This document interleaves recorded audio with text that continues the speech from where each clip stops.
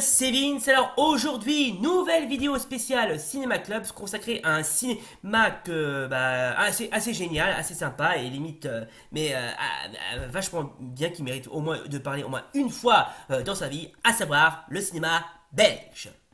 3, 2, 1, go. Faut bien comprendre que le cinéma belge a une culture cinématographique mais très raffinée, très bien, très potable. Et je voulais expliquer, savoir pourquoi. Donc, excusez-moi, on va faire un petit, comment dirais-je, cours d'histoire. Alors, ah oui, j'en profite également pour faire une dédicace à tous mes fans belges qui me regardent. Donc, dédicace à vous, chers amis, notamment Rudy Duprez. Alors, le cinéma belge regroupe l'ensemble de l'histoire cinématographique en Belgique. Si quelques auteurs font le choix d'une étude différenciée de chaque ère linguistique, d'autres préfèrent mettre en avant ce qui les rapproche. Le patrimoine culturel, notamment la peinture, oui parce qu'ils sont très forts en peinture, les Belges, celle des grands maîtres tels que Bosch et Bruegel, ou plus récemment celle de Paul Delvaux, René Magritte, Félicien Roop ou James Ensor. L'attachement aux racines rurales ainsi qu'un goût marqué pour le fantastique et l'onirisme, je ne sais pas ce que c'est, voire le surréalisme, souvent associé au concept de la belgitude, critique de son système politique, la monarchie. Selon Dominique Paigny, le cinéma belge est l'un des plus singuliers du monde. Ce sont des artistes qui ont fait ce cinéma, non des auteurs. Il y a plus de spécificité extraordinaire entre trivialité et beaux-arts. Cela se traduit par une identité multifacette du cinéma belge. Certains genres sont plus caractérisés de ce cinéma que d'autres, outre le documentaire où on distingue l'essai formel, cinéma expérimental et d'avant-garde, et le film sur l'art. Oui, alors il ne faut pas oublier que le cinéma belge est très centré sur l'art. Tout porte à croire que franchement, l'art, ça a du bon. Hein. Et quand je vois la plupart des films belges que j'ai rencontrés, que j'ai visionnés, mais il y en a certains qui ont vraiment, assez bien, qui sont assez bien foutus. Je vais pas vous dire. Bon, ça va à la compte de Gangsta, Diamant Noir, Belgica, d'après Alabama Monroe, ouais, excellent film.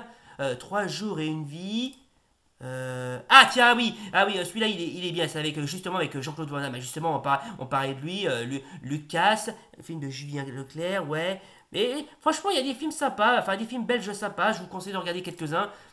Calvaire, Dick Henneck. Ah ouais, je me souviens, ouais, c'est avec François Damiens. Oui, il est bien celui-là. Franchement, il est bien.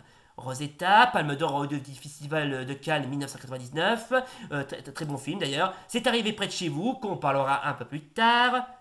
La merditude des choses, ouais, sympa. Le fils, ah oui, je me souviens, il me semble que je l'ai regardé celui-là, il est bien, il est plutôt assez bien. Bon, c'est un drame humain, mais il est plutôt bien, je vais pas vous mentir.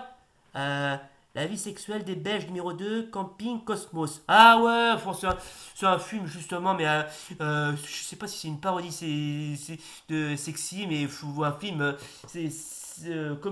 comédie sexiste, mais bon. C'est avec Feu la regrettée Lolo Ferrari. Bon, un film bien, assez drôle, enfin à avoir une fois dans sa vie.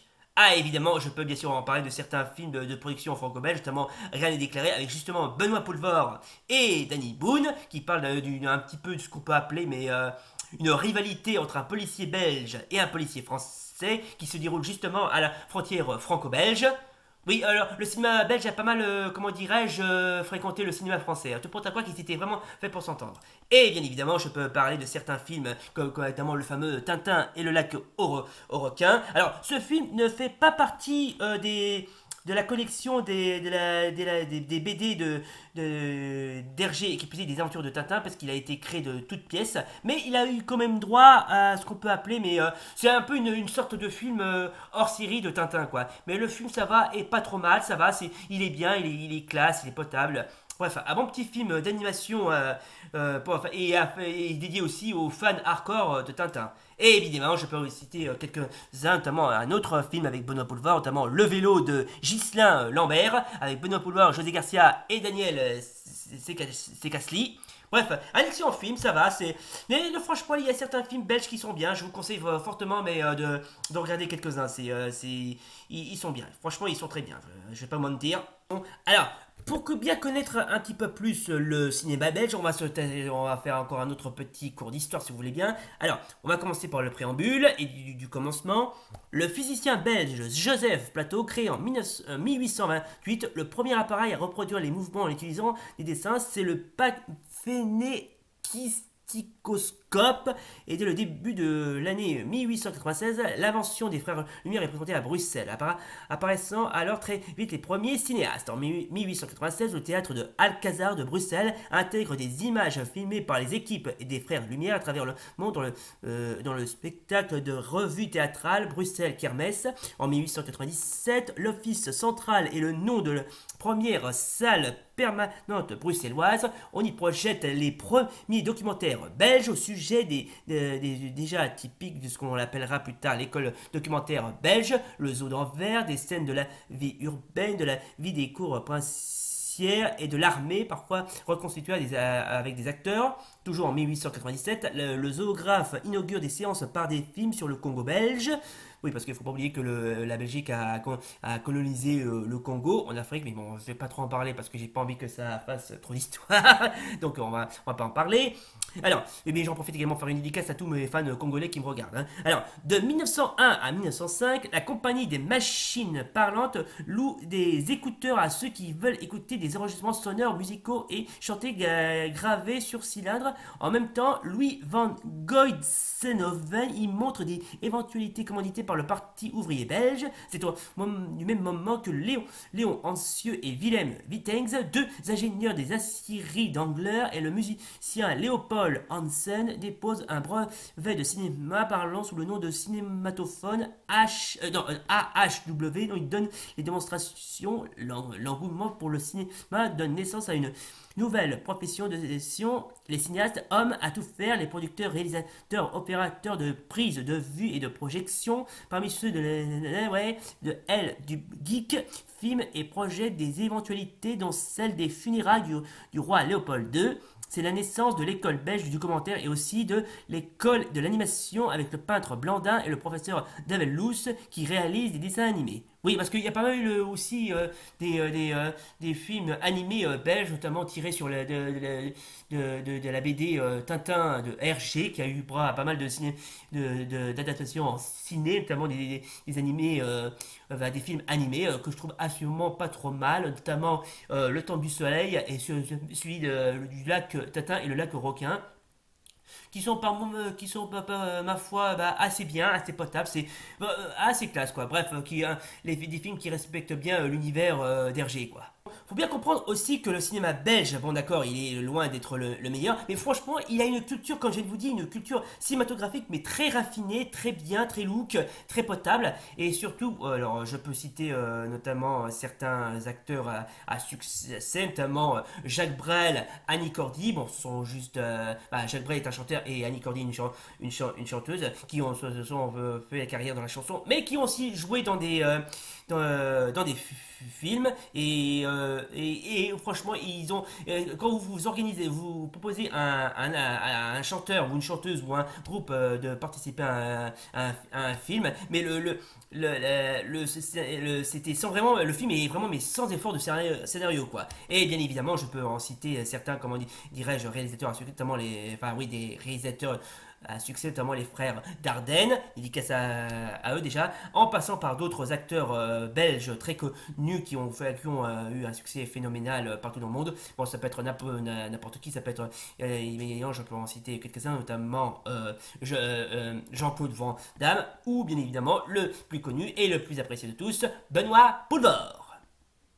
Quand on parle de cinéma belge, on peut bien sûr évidemment parler de certains films cultes qui ont eu droit à un succès mais fracassant. Bon, évidemment, je peux en citer quelques-uns, notamment avec Benoît Poelvoorde, très inoubliable dans son rôle dans le film C'est arrivé près de chez vous. Alors, justement, je ne sais pas si vous avez vu le film, notamment, il y a une scène mémorable où il parle justement d'un espèce de cocktail. Alors, je sais pas si c'est lui qui l'a créé ou si c'est, comment dirais-je, enfin je sais pas, il parle d'une espèce de cocktail qui a rapport avec le meurtre de Grégory Villemain. Bon, je sais pas du tout ce qu'il a voulu dire par là, mais c'est ça vaut mais vraiment le tour quoi.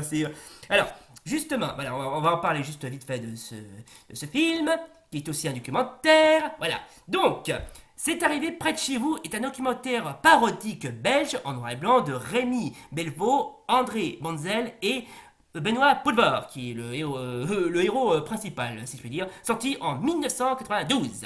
Le film met en scène une petite équipe d'apprentis réalisateurs qui tournent un documentaire sur Benoît Poelvoorde, un homme qui a la particularité de tuer pour gagner sa vie. Il s'attaque principalement aux personnes de la classe moyenne et aux personnes âgées, préférant travailler petit mais que ça rapporte beaucoup. Ok, déjà, quand on voit le résumé, on a vraiment l'impression d'être dans une autre planète, quoi. Bon, alors, le film est sorti en 1992 et c'est une comédie noire thriller. Waouh! Eh ben, quelque chose me dit qu'on va pas s'emmerder. Je crains qu'aujourd'hui, le choix de monsieur ne soit pas des plus judicieux. Si je peux juste me permettre, Tu ne te permets juste rien du tout. Tu vas d'abord me soigner cette mauvaise peau et ensuite tu te permets.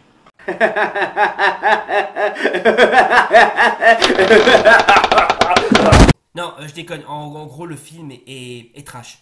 Mais vraiment, mais trash comme tout. Notamment, il fait référence à une affaire criminelle qui a secoué la Belgique.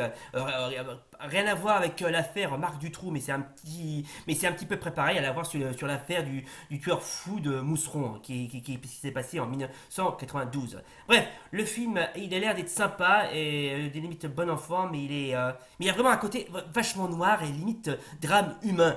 Ce qui fait de lui un film à part, quoi. C'est vraiment ce qu'on peut appeler un film à part.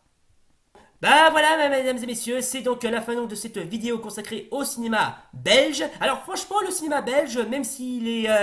il est, comment dirais-je, bon, il n'est pas aussi extraordinaire que les autres cinémas qu'on a cités dans cette émission, mais franchement, ça va, il est bien, il est classe, et je vous conseille franchement de regarder au moins un cinéma belge de votre vie, que ce soit des récents, des vieux, mais très sincèrement, je vous conseille C'est arrivé près de chez vous avec Benoît Poelvoorde, parce que franchement, celui-là, il vaut le coup d'être regardé, franchement, il vaut le coup d'être regardé, et tellement il est bien, ou sinon, vous pouvez bien sûr remater l'intégralité des films d'arts martiaux de Jean-Claude Van Damme. Voilà, ça sera le mot de la fin. Voilà donc, c'était donc notre émission Cinéma Club consacrée au cinéma belge. Voilà, si cette vidéo vous a plu, si oui comme d'hab, n'oubliez pas le pouce bleu et l'abonnement.